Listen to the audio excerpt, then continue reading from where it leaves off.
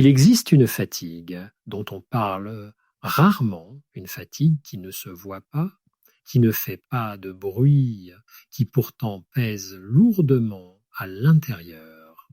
Ah, ce n'est pas une fatigue spectaculaire, ni une fatigue qui attire l'attention, c'est une fatigue discrète, constante, presque invisible, mais profondément envahissante.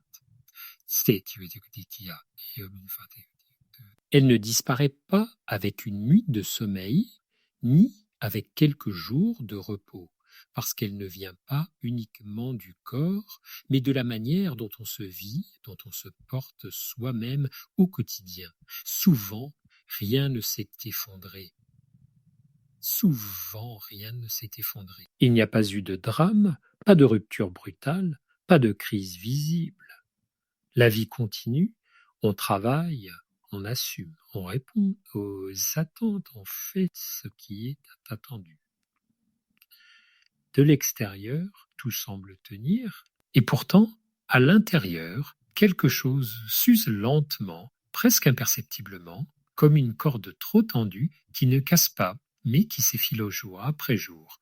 Chaque geste demande un effort supplémentaire. Chaque interaction fatigue.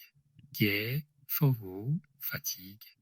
Même les choses simples, autrefois naturelles, deviennent lourdes.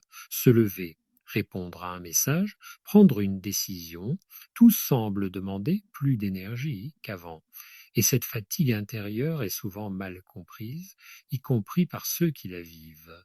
Y compris par ceux qui la vivent.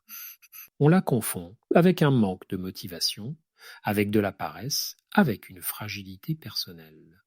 On se reproche de ne pas être assez fort, pas enthousiaste, pas assez efficace. Alors qu'en réalité, cette fatigue prend racine ailleurs, ou que cette fatigue prend racine ailleurs. Elle naît d'une tension intérieure prolongée, d'une exigence constante envers soi-même, de cette impression sourde de ne jamais être suffisant, de devoir toujours corriger, améliorer, contrôler ce que l'on est, ce que l'on fait, ce que l'on fait, ce que l'on ressent. Ce n'est pas forcément le fait d'en faire trop, mais le fait de s'en demander trop, et à force, la vie ne devient pas dramatique, elle devient dense. Chaque décision pèse, chaque journée semble plus lourde que la précédente. Le temps ne s'allège plus, il s'accumule, il s'accumule. Le corps et l'esprit, pourtant, envoient des signaux clairs. La difficulté à ressentir du plaisir, même dans ce qui autrefois nourrissait. Une irritabilité diffuse, une impatience constante. Une sensation de saturation émotionnelle, comme si tout était déjà trop plein. Tout était déjà trop plein. Les pensées tournent sans relâche, sans offrir de repos réel. Ce n'est pas que l'énergie manque, c'est qu'elle est entièrement absorbée par une lutte intérieure silencieuse. Une lutte contre soi-même, contre ses propres limites, contre ce que l'on ressent et que l'on juge. Et ce qui alourdit encore cette fatigue, c'est la culpabilité. Cette impression de ne pas avoir le droit d'être fatigué, de devoir aller bien, de devoir tenir comme les autres semblent tenir. Alors on continue, on se force, on se motive artificiellement. On croit que lutter est la solution. Mais en réalité, se pousser davantage ne fait qu'ajouter de la tension à une tension déjà existante.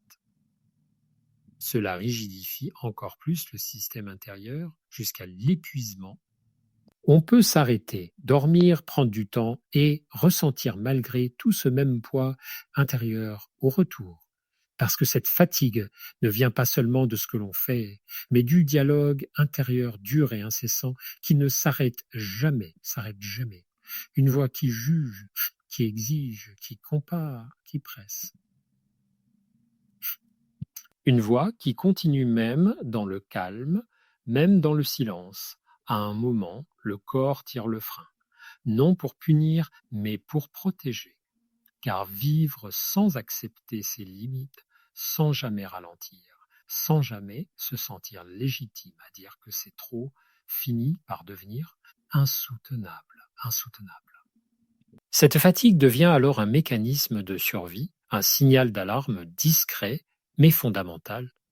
À ce stade, la fatigue n'est plus un problème à éliminer à tout prix, mais un message à écouter.